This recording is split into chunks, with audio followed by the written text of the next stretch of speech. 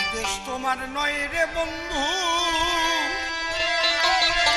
এদেশ তোমার নয়।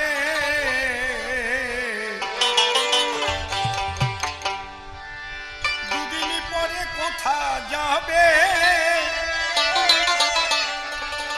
ধরে দুদিন পরে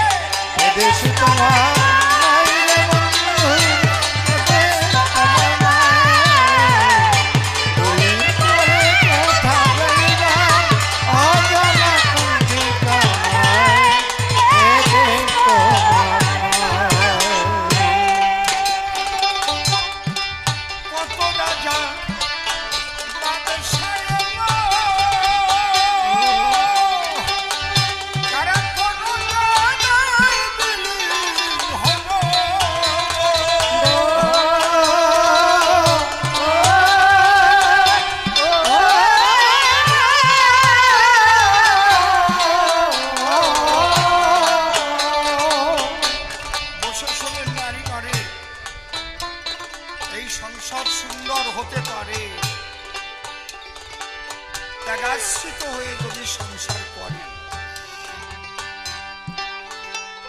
ছোট সংসার করার পদ্ধতি বলি আপনাদের। সম্প্রতি ব্রহ্মচারী হয়ে যাওয়া লাগে না, বন বনান করে।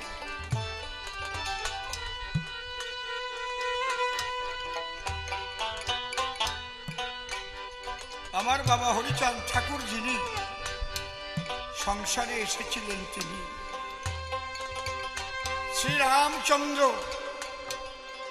তিনিও সংসারীর ঘরেই করেছিলেন জন্মগ্রহণ। কৃষ্ণ বলে বলো যারে, সেও এসেছে সংসারে।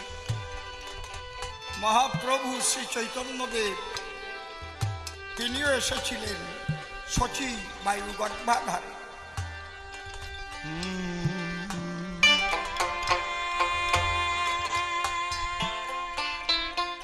তবে সংসার করার পদ্ধতি স্বয়ং মহাপ্রভু হরিচাঁদ ঠাকুরের 7 পুরুষ আগে যিনি এসেছিলেন এই বাংলায়, তাকে স্বপ্ন দেখিয়েছিলেন যে 7টা পুরুষ যদি পবিত্রতা নিয়ে ঈশ্বরের শ্রীপাদ পদ্মে মনোপ্রাণ দিয়ে তোমরা সংসার ধর্ম করতে পারো পালন, অন্তরে আছে ভাবো আমি গোলজ বিহারী সংসারে অবতীর্ণ হব। তাহলে কিভাবে করতে হয় জীবন ধারণ? শুধু আমার আমার আমার মনে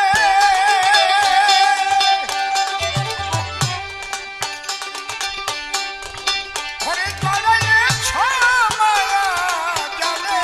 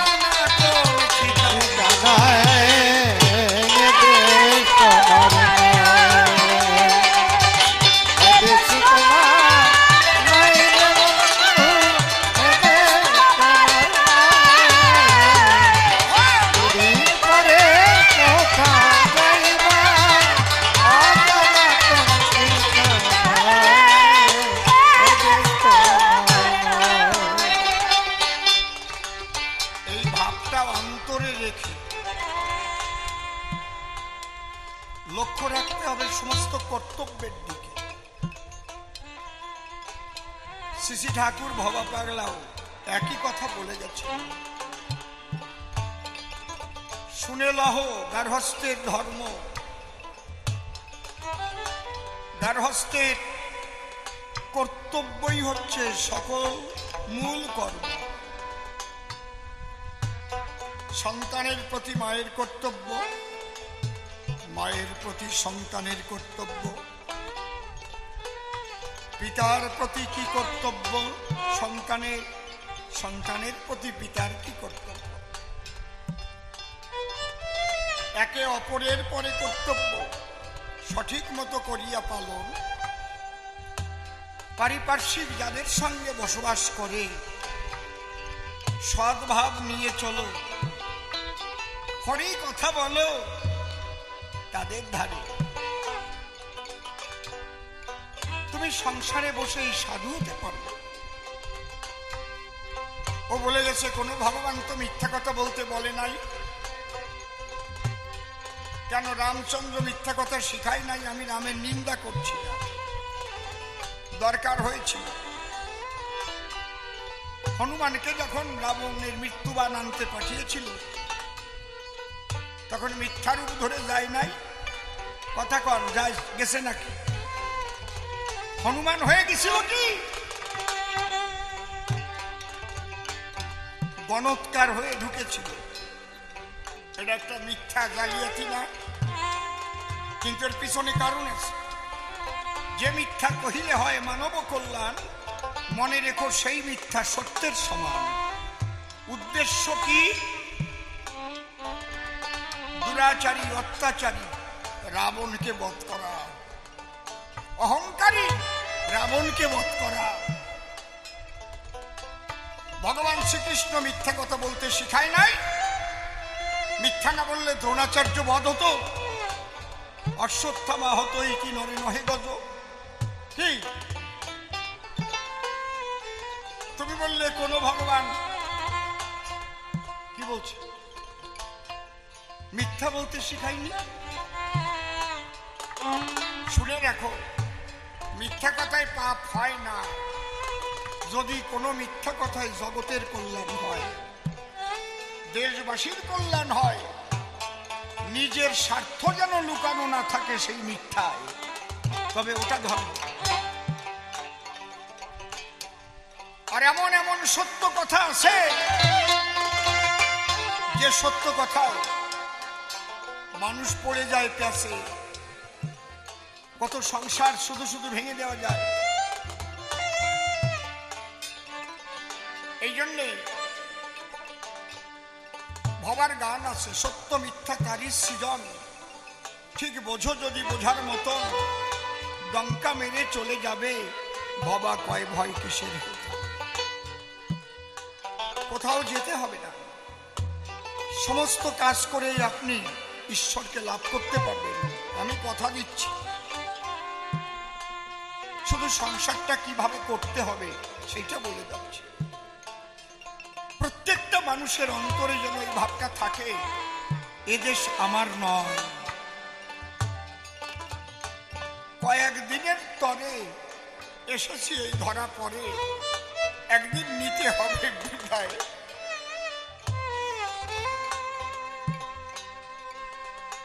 কেউ চিরকাল থাকতে পারবে না। আমার বাবা, তার বাবা, তার বাবা, তার বাবা, তার বাবা, তার বাবা সবাই চলে গেছে, আমাকেও চলে যেতেই হবে। এইটা মনে রাখতে হবে। নীতি নীতি জীবগণ যায় যম ঘরে, তথাপি যাহারা থাকে ইহা মনে করে, আমরা তো চিরজীবী নাহি হব ক্ষয়, ইহার চাইতে কি আশ্চর্য বল মহাশয়। আর কি? প্রয়োজনের চেয়ে খুব বেশি আকাঙ্ক্ষা করবে না। আকাঙ্ক্ষা দুঃখ ডেকে আনে। তুমি কর্তব্য পালন করো, দেখবে তোমার জীবন সুন্দর হবে। মায়েরা যখন ভাত রান্না করতে চালটা ধুতে যাবে, ঈশ্বরের জন্য এক ফোঁটা চোখের জল ফেলবে, হে ঠাকুর, একটা সরিষার দানাও আমি সঙ্গে করে নিয়ে আসি না। আমায় সৃষ্টি করার আগে আমার জীবন ভরে যাহা লাগে সব করেছো ভাগে ভাগে, তুমি মালিক সাহেব। আবার তুমি চলে গেলে এ দেহ পোড়া চাই। আমি সৃষ্টির সময় মাতৃগর্ভ থেকে কোনো কিছু নিয়ে এসেছি? বাবা একটা বিন্দু দিয়েছিল মাতৃগর্ভাধারে, সেই বিন্দু থেকে এত সুন্দর করে দেহটা কে তৈরি করে? তুমি সব দিয়েছ। তাই কবিগুরু রবীন্দ্রনাথ ঠাকুর লিখেছেন, তোমারে আনন্দ যজ্ঞে আমার নিমন্ত্রণ। আমি একটা নিমন্ত্রিত অতিথি মাত্র এই বিশ্বক্ষেত্র। এটা মনে রেখে সংসার করবে, তাহলে কি হবে? বাবা বলেছে আমার দরদ নাই, আমার কর্তব্য আছে। দরদ যেখানে, মায়া সেখানে। এক্ষুনি খবর আসতে পারে, বলা যায় না যে আমার প্রিয়জন কেউ মারা গেছে। আমি তো জানি না কে কতটুকু আয়ু নিয়ে জন্ম নিয়েছে। এখন যদি আমি অস্থির হয়ে পড়ি, প্রভু তোমার ইচ্ছা পূর্ণ হোক। মরময় জগৎ, হে প্রভু, এর নাম মর্তধাম। জন্ম নিয়ে তো মরতেই এলাম, তবে তার আত্মার শান্তি কামনা করবে। হে দয়াল, এই পবিত্র আত্মা যেন তোমার শ্রীপাদ পদ্মে গিয়ে আশ্রয় পায়। এর জন্য দুপোটা চোখের জল ফেলবে। ওরে আমার ছেলে বইরা গেছে রে। সংসারী সাধু যারা এইভাবে সংসারে থেকে মুক্ত থাকে, তারা হইয়া সংসারে যুক্ত, মন থাকে তার অনাসক্ত। এই জন্য সে মানুষ বন্ধন মুক্ত। বুঝবা কি?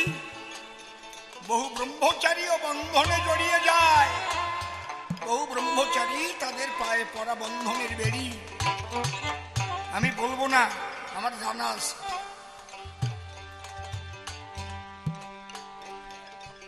এই জন্যে সংসারে থাকলে দুই একবার পা পিছলে গেলেও তার ক্ষমা আছে, কিন্তু ব্রহ্মচারী হইয়া কাঠের নারী দেখলেও উপায় নাই। মহাপ্রভু বলে গেছে, দুর্বার ইন্দ্রিয় করে বিষয় গ্রহণ, দারু নারী হরে জইছে মুনিরূপী মন। সাবধান। এই জন্য মহাপ্রভুর কাছে সন্ন্যাস নিতে গেছে কে? অগ্রদ্বীপের গোবিন্দ ঘোষ। তার কি ছিল কোনো দোষ? মহাপ্রভু তার চরম শিক্ষা দেবার তরে একটা কার্যভার দিল তারে, যে আমি সেবার পরে একটু হরিতকি করি গ্রহণ, তোমার কাছে বলে রাখি, আমাকে দেবা একটু এনে হরিতকি। প্রথম দিন করেছে ভোজন, অনেক খোঁজার পরে একটা হরিতকি পেয়ে, হ্যাঁ, তাই নিয়ে এসেছে মহাপ্রভুর ধারে। অর্ধেক কর্তন করে, মানে কেটে রেখেছে অঞ্চলের ভিতর, যে আগামীকাল আবার দেওয়ানে। ওই অর্ধেক মহাপ্রভু পেল। পরের দিন আবার মহাপ্রভুর ভোজন হলো। ডেকে বলল গোবিন্দের ধারে, গোবিন্দ হরিত দিতে পাই আনন্দ। ঝট করে আসল খুলে দিয়েছে মহাপ্রভুর হাতে তুলে। গোবিন্দ ঘোষ, কি গতকাল অনেক কষ্ট করে তুমি হরিতকি আহরণ করে দিলে, আমার আজকে সঙ্গে সঙ্গে দিলে কি প্রকারে? তাই প্রভু বলি, তোমার কাছাকাছি গতকাল অর্ধেক তোমায় দিয়ে আর অর্ধেক নিয়ে আমি আসলে বেঁধে রেখেছি। তাই তোমার দ্বারা আর সন্ন্যাস হবে না। যাও, বাড়ি যাও। তোমার মধ্যে এখনো সঞ্চয়ের প্রবৃত্তি আছে। গিয়ে দেখেন এই সন্ন্যাসীদের ব্যাংকের বই আছে কি না আছে। যান, খবর নিয়ে দেখেন। এত সোজা নাকি? এত সোজা না। এই জন্য সংসারে থেকে সাধনা অনেক সহজ। শুধু মনটাকে দিয়ে রাখো, পরম পিতা পরমেশ্বরের ডানা হয়। কত রাজা বাদশাহ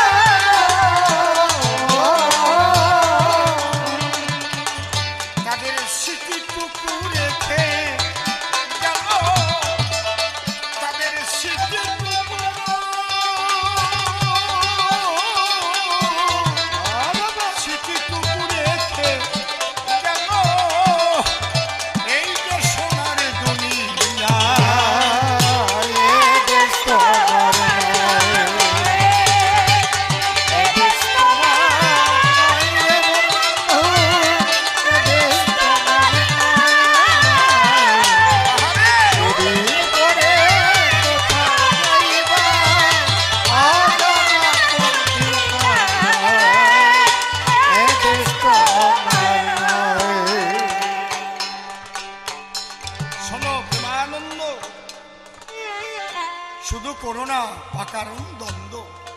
বাবা, হয়তো তোমার কপাল বন্ধ, তাই সংসারী সাধুর সঙ্গে তোমার দেখা হয় না। ধরো আমার কথা ধরো, বাবা গুরুচাঁদের জীবনটাকে একটু অ্যানালাইসিস করো। যে ছেলেকে কষ্ট করে উচ্চ শিক্ষা লাভ করালো তারে, তার পুত্র শশীভূষণ গোপালগঞ্জে চাকরি করে, সাব রেজিস্ট্রারের চাকরি। অশ্বিনী গোসাইকে কষ্ট দিয়েছিল। অশ্বিনী গোসাই মনে ভাবে ওরাকান্দি যাবে, তা দাদা তো গোপালগঞ্জে আছে, একটা রাত কাটাইয়ে যাই দাদার কাছে। কিন্তু অশ্বিনী গোসাইকে জায়গা দেয় নাই। গামছা গলায় পরা, সাতকাঠি কাপড় পরা, হাতে একটা একতারা, উস্কো খুস্কো চুল, সারা রাত গাছতলায় কাটালো আর গান গাল। আর গুরুচাঁদ ঠাকুর সারা রাত বলছে সত্যভামাকে, ও বড় বউ মশা তাড়াও, আমারে মশাই কামড়াচ্ছে। আমার অশ্বিনী গাছতলায় বসে আছে গোপালগঞ্জে, আর গুরুচাঁদ ঠাকুর বাড়ি বসে মশা তাড়াচ্ছে। হরি বল, হরি বল।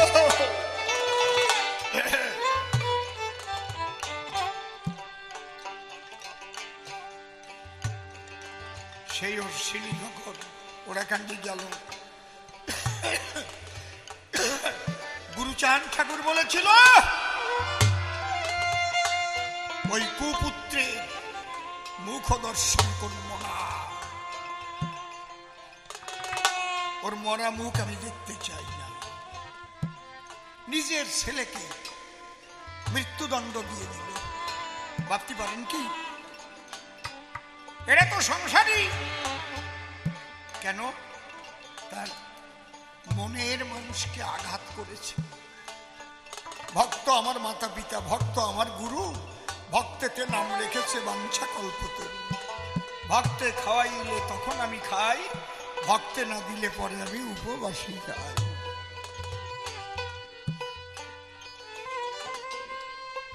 জীবনটা অত্যন্ত কোমল হবে, আবার অত্যন্ত কঠোরও হবে। সত্যে নিষ্ঠে কঠোর হবে, ভালোবাসায় স্নেহপ্রীতিতে আদর আপ্যায়নে তুমি কোমল হবে। তোমার মতো কর্মবীর খুঁজে পাওয়া যাবে না। হও ধর্মেতে ধীর, হও কর্মেতে বীর, হও উন্নতশীল, নাহি ভয়।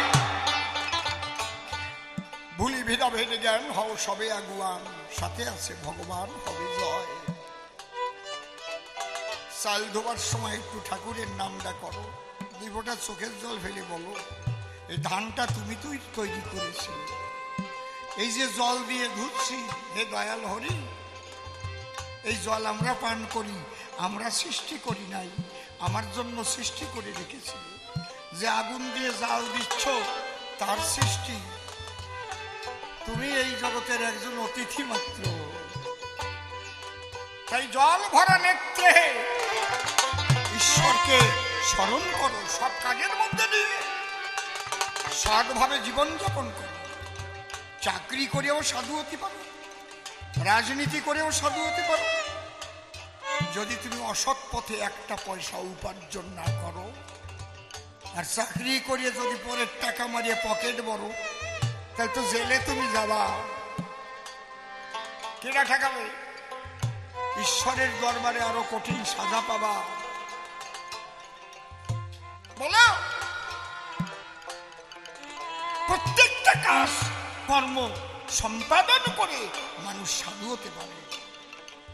ও ব্রহ্মচারী, তুমি বেড়াও যে কাপড় খান পরি, ওইটা তো কে করিছে তৈরি? এই সংসারী মানুষ। মুখে যে দুটো খাবার দাও, কোন জায়গায় পাও? কৃষক শ্রমিক, এরা তৈরি করে দেয়, তাই খাও। এরা সংসারী না? যেদিন তুমি জন্ম নিয়েছিলে মায়ের কোলে, সেদিন তো এই সংসারী মায়ের স্তন সুধা পান করে বড় হলে, বোধ নাই? বলো কি? সেই পবিত্রতা শিখাতে এসেছিলেন হরিচাঁদ ঠাকুর। বিশ্ব মানবের কল্যাণ হবে। হরিচাঁদ ঠাকুরের বাণী যেদিন পৃথিবীর সব মানুষ মানবে, আমি ধর্ম ত্যাগ করতে বলি নাই, যার যার ধর্মে সে থাকবে, পৃথিবীর একটা কঠিন ব্যাধি চিরতরে নির্মূল হয়ে যাবে, যার নাম এইডস। লয়ে নিজ নারী ব্রহ্মচারী, পরের নারীকে তুমি গ্রহণ করতে পারবে না। নিজের স্ত্রী ছাড়া অন্য কোনো নারীকে সম্ভোগ করতে পারবে না, তোমার কোনোদিন এইডস হবে না। হরিচাঁদ বলে গেছে, মাতা পিতা গাছের গোড়া, হরি গাছের ফল। পাতায় জল ঢালো তোমরা, গোড়ায় না দিয়ে জল। মা বাবাকে ভক্তি করবে, তার দ্বাদশ আজ্ঞার মধ্যে লেখা আছে। মাতা পিতাকে ভক্তি করবে, সদা সত্য কথা বলবে। ও বাবা, তুমি গোসাই সাজিয়ে ঘুরিয়ে বেড়ালে তোমার মা বাবা খাবার পায় না, কাজ হবে? কোনো কাজ হবে না। তুমি ব্রহ্মচারী, জবাব দিতে পারবা সবার বরাবরই। তোমার মায়ের চোখের জল তুমি কি দিয়ে মুছাবে? তুমি কর্তব্যে অবহেলা করেছ। কর্তব্য পরায়ণ না হলে ধর্ম লাভ হয় না তার কোনো কালে। চলে একদিন যেতে হবে, এই কথা মনে ভেবে ঈশ্বরের কর্ম বলে যে করে সম্পাদন, স্বামী স্ত্রী একত্রে স্বর্গ রচনা করতে পারে, সবাই মিলে সংসারকে করে মধুর বৃন্দাবন। তাই অধমশীল ভেবে বলে, মুখে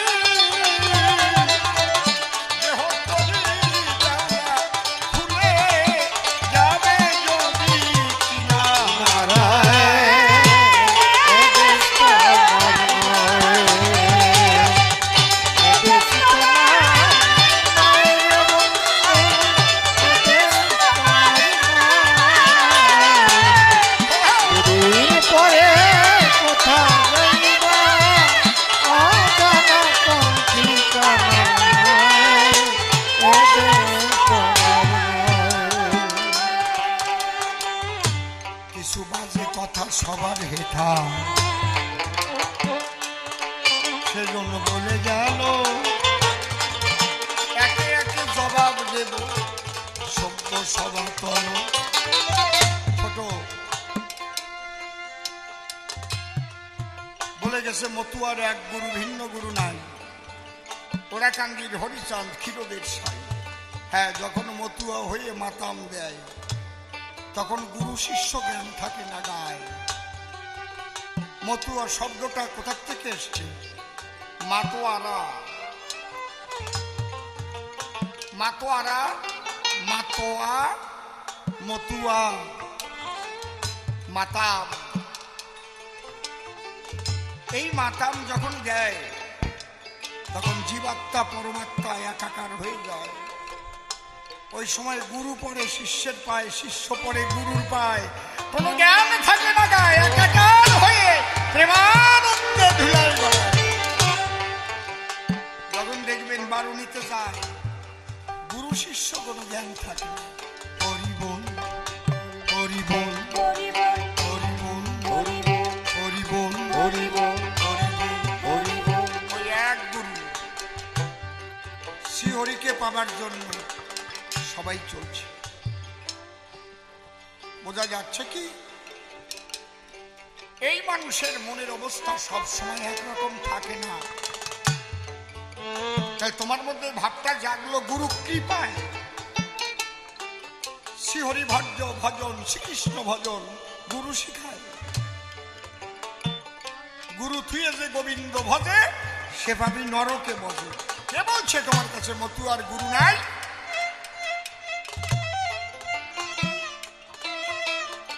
তুমি আমাকে মহানন্দ হালদার করেছো, আমার তো গুরু আছে, আমার গুরুদেব গোপাল সাধু।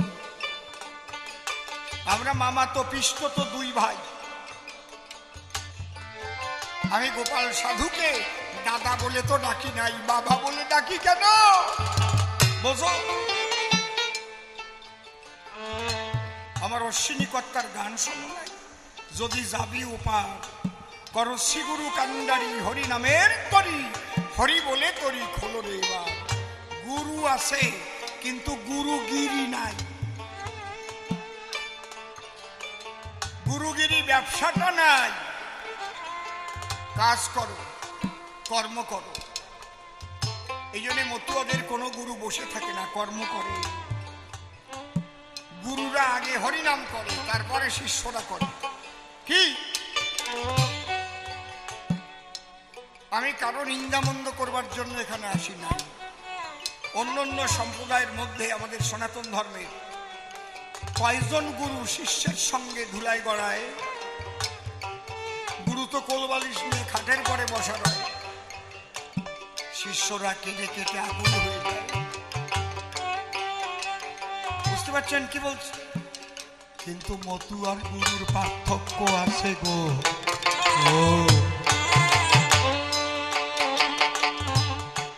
আগে হরি বলে, তারপরে হরিনাম করে, তার যত ছেলে দেখবেন আগে গুরুদেব থাকে। গুরুদেব গড়ায়, সন্তানরাও গড়ায়। ওই খাটের উপর বসে থাকে না কোনো সময়। যা পাবে বিছানা থাকলে তাতে বসবে। আমি মণি গোসাইকে দেখেছি, আমার গান দুর্বা ঘাসের উপর বসে শুনেছি। কামাল গাজীর পাশেই পেয়ারা বাগান, চেয়ারে কেউ বসাতে পারে না। দুর্বা ঘাসের উপরে বসে বসে গান শুনছে, শিষ্যরাও সেখানে বসেছে। এই গুরুর অভিমান ভিতরে নাই, গুরুর অহংকার নাই। যার বাক্যে মরা মানুষ পর্যন্ত জীবিত হয়ে গেছে, জলের উপর দিয়ে হেঁটে চলে গেছে, সহজ সরল শিশুর মতো হয়ে যায়। বুঝলে? আর যারা গুরুগিরি ব্যবসা করে খায় তারা কোনোদিন সদ্গুরু নয় নয় নয়।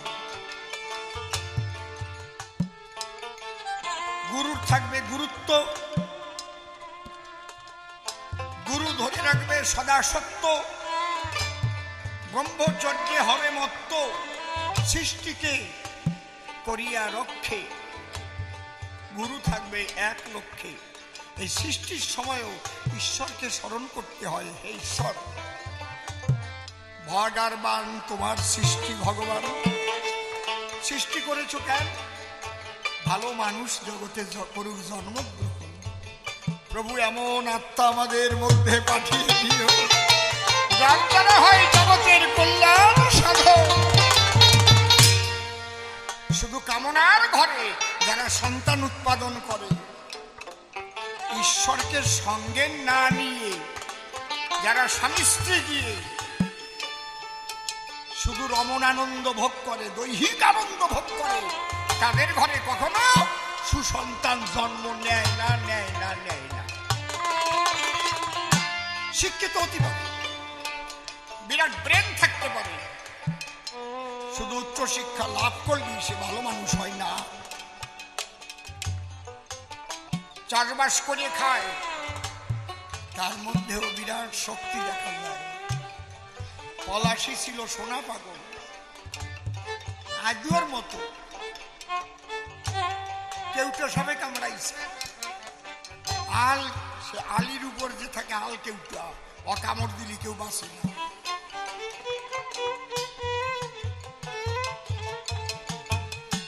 সোনা পাগল, সবাই বলছে পাগল, কেউটা সবে কামড়াইছে, চলো তোমার নিয়ে যাই ডাক্তারের কাছে। কয় না, আমার গুরুর কাছে নিয়েছ।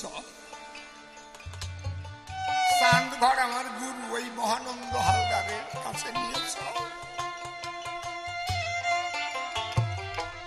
সবাই ভাবলে তো মরিয়েই যাবে। নীল হয়ে উঠতেছে কামড়ের জায়গা থেকে। যখন মহানন্দ হালদারের বাড়ি এলো, কয়া শোনা করেছিস কি? বাবাই এই সাপে কামড়াইছে। আমি কিছু কই নেই বাবা।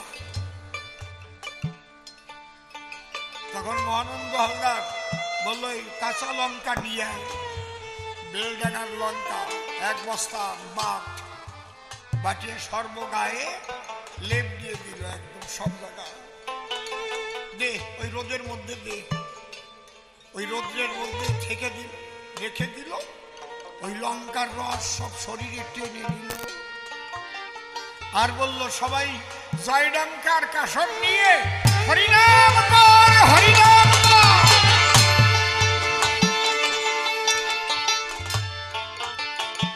সেই সোনা কাগজের বায়নায় আমরা গান গাইছি, কিচ্ছু হলো না।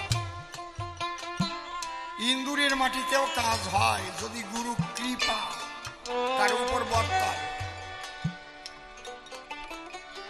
আমার গুরুদেব আমি অসীম সরকার, প্রয়াত পরম শ্রদ্ধেয় কবিগুরু রসিকলাল সরকার, ওনার শ্বশুর বাড়ি গেছে, বেড়াতে গেছে। ছোট এক মুসলমান আখের ক্ষেত লাগাইছে। আখ বড় বড় হয়েছে, কিন্তু পাতি শিয়াল এমন লাগা লাগিছে, আখ ভাঙিয়ে ভাঙিয়ে খাইয়ে দফা সারছে। গভীর রাত্রিতে পাতি শিয়াল যায় আর ওই আগ ভাঙিয়ে খায়। এই কথা কই না, জ্যান্ত কথা শোনো, মরা কথা নয় এগুলো।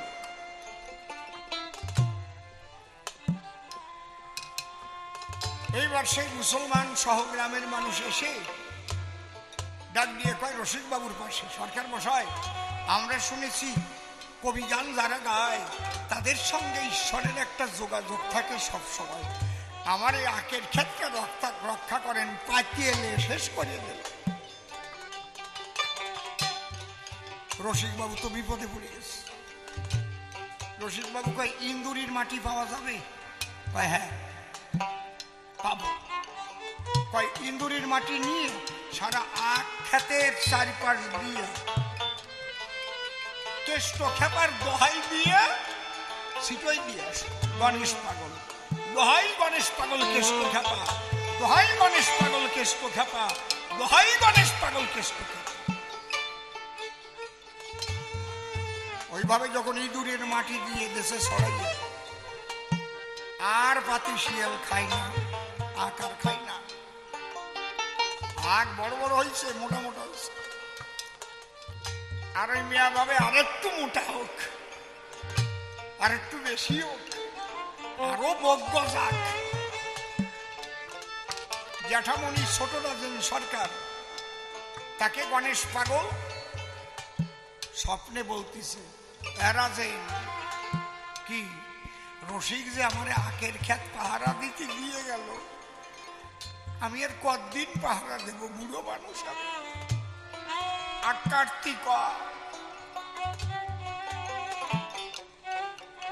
তখন রসিক বাবু ওই গ্রামে গিয়ে বললেন, ডাক দিয়ে, আখের ক্ষেতকার রক্ষা পাবানার, যার উপর দায়িত্বভার করেছিলাম অর্পণ, সে এতদিন করেছে রক্ষণ, কেটে নিয়ে যাও, একদিনে কেটে নিয়ে যাও।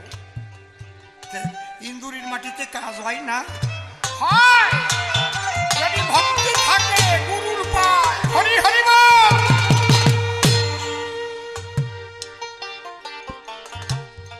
আর সেই গুরুও সেই রকম গুরু হতে হয়, যে গুরুর দেখার গুরুত্ব আছে, বলার গুরুত্ব আছে, চলার গুরুত্ব আছে। সব গুরু এক স্তরের হয় না। মাস্টার মানে কি? কেউ প্রাইমারির মাস্টার, কেউ ইনফ্যান্ট ক্লাসের মাস্টার, কেউ হাই স্কুলের মাস্টার, কেউ কলেজের মাস্টার, কেউ বিশ্ববিদ্যালয়ের মাস্টার, পিএইচডি ডিলিট। এই জন্য যে গুরু হবে তাকে পরিষ্কার বলে দিতে হবে, বাবা তোমাকে প্রাথমিক শিক্ষাটা দিলাম, এরপর যদি আরো ভালো পাও নিয়ে উচ্চ শিক্ষার জ্ঞান। গুরু শিষ্যকে বলে দেবে জানিবার বিধান। এই গুরুগিরি করিয়ে ব্যবসা করে খাওয়াটা যেদিন থেকে আরম্ভ হলো সেদিন থেকে হিন্দু ধর্মের অধঃপতন হওয়া আরম্ভ করলো। ব্যবসা যদি আমি কোনো কিছুতে করি, তাহলে আমি যদি এখানে একটা মুদি দোকান দিই, আমি কি চাবো আমার বাড়ির পাশে আর একটা মুদি দোকান দিক? তাহলে আমার বেচা কেনা কমিয়ে যাবে না কি? যখন গুরু হবে, ব্যবসার গুরু, সে ভাববে আমি যে গ্রামে দীক্ষা দেবো ও গ্রামে যেন আর কোনো গুরু না ঢোকে, তাহলে আমার কামাই বন্ধ হয়ে যাবে। বুঝেছেন কি বলছি? এই যে গুরুতে গুরুতে দ্বন্দ্ব শুরু যখন হয়ে যায়, সেই প্রভাব পড়ে গিয়ে জনগণের গায়ে, তখন একে অপরের নিন্দা মন্দ আরম্ভ করে দেয়। এই তোমরা ও গুরুর কাছে যাও কেন? ও গুরু মাছ খায়, নিরামিষ না খেলে গুরু হয়? বুঝতে পারিস? হরিচাঁদ ঠাকুর বলে গেলেন, খাদ্য খানার মধ্যে তোমার কোনো ধর্ম নাই, মনটাকে পরিষ্কার করিবা সবাই, মনের গতি ঠিক করো। খাদ্য তো দেহে, মন যদি তোমার পবিত্র না হয়, সারা জীবন ধরে নিরামিষ খাওয়ায় কি আসে যায়? মন পবিত্র করতে গেলে আগে তোমাকে ডুব দিতে হবে সেই সাধু গুরু মহাপুরুষের চরণ তলে। তার বাক্য ঐক্য রেখে তোমাকে কাজ করতে, বুঝলে? হরিচাঁদ ঠাকুর সূক্ষ্ম সনাতন তত্ত্ব দিয়ে গেলেন। তার মানে কি? রাজহাঁস দুধের মধ্যে থেকে ক্ষীর তুলে নেয়, তাহলে দুধের মধ্যে কি ক্ষীর ছিল না? রাজহাঁস মুখ দেওয়ার পরে কি ক্ষীর তৈরি হয় না? এই সনাতনের মধ্যে সত্য ছিল, ব্রহ্মচর্য ছিল, কিন্তু বিভিন্ন তন্ত্র মন্ত্রে মানুষ মত্ত হল। এমন কিছু তন্ত্রবিদ্যা শিখা আরম্ভ করল, যে তন্ত্রবিদ্যার দ্বারায় বিভিন্ন বিভূতি সেই শক্তি পায়, তখন নিজেই মানুষকে ঠকায়, নিজেই ভগবান সেজে ঘুরে বেড়ায়। এই জন্যে বলছে মতুয়ার প্রেম ভক্তি অকামনা, তন্ত্রমন্ত্র নাহি জানে ব্রজ উপাসনা। যেমন বৃন্দাবনের সখীরা ছিল, তারা কান্ত কৃষ্ণ বলে কোন তন্ত্র মন্ত্র জানত না ধরণী তলে, শুধু হা কৃষ্ণ বলে গো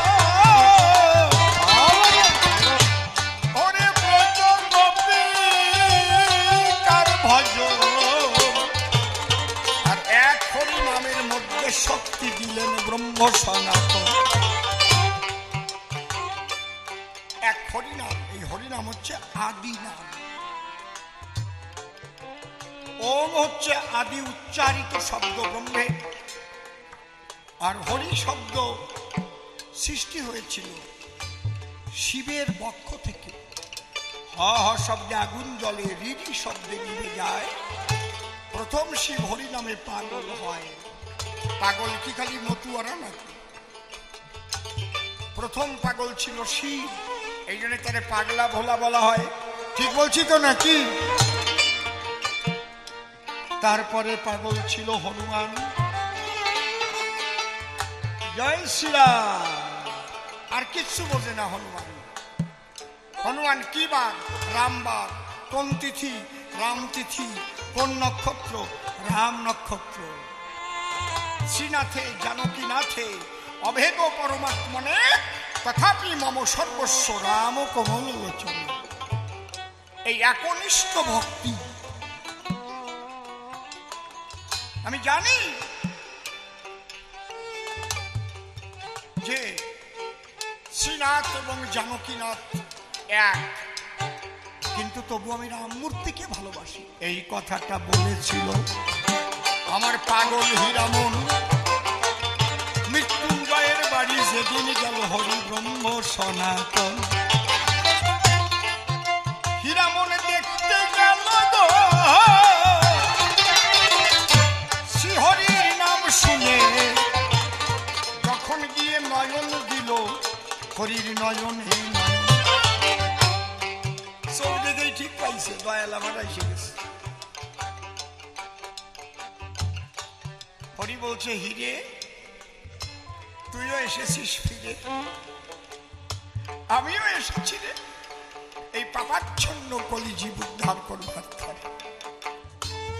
এবার আমি হরি রূপে অবতীর্ণ হয়েছি। তুই আগে হনুমান ছিলি, এইবার আমার লীলা এসে হীরামন পাগল হল। হীরামন বলে ভেসে চোখের জলে গো শ্রীহরি আমার কথা লও, ত্রেতা যুগের রাম রূপ আমাকে দেখা। হরিচাঁদ নিজের মূর্তি ছেড়ে দিয়ে রাম মূর্তি ধরিল। রামানন্দে ভক্তবৃন্দে একবার হরি হর হরি হরি। তারপরে পাগল ছিল রাধারানী। এই জন্যে বলে কৃষ্ণ বলে কাঁদে কয়জনা, পাগলিনী রাধা কাঁদে আর কাঁদে যমুনা। তারপরে পাগল ছিল আমার নিতাই, পাগলা নিতাই পাগলা নিতাই। মহাপ্রভু বলে নিতাই জড়াইয়েছিল না কোনো কিছুর জালে।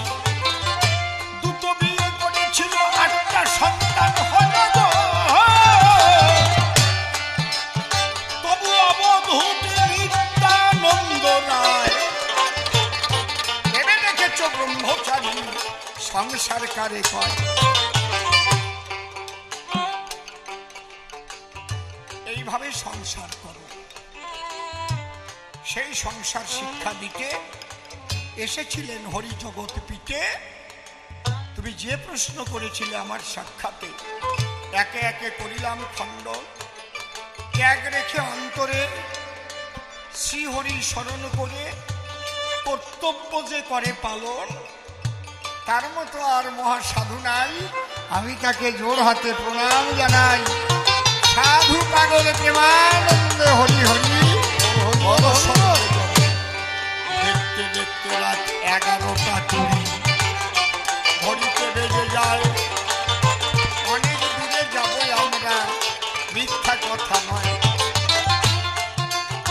অনেক দিন পরে ঘর চুম্বি এসে বড়ই আনন্দ পেলাম ভাই, যেন প্রতি বছর এই অনুষ্ঠান হয়।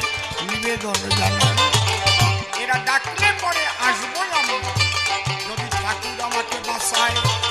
কথা দিয়ে গেলাম আমি যারাই এ সভায়। বিভল কান্তির লোকের সঙ্গে আছে একটা আন্তরিক বন্ধন, এরাই আমার স্বজাতি বটে।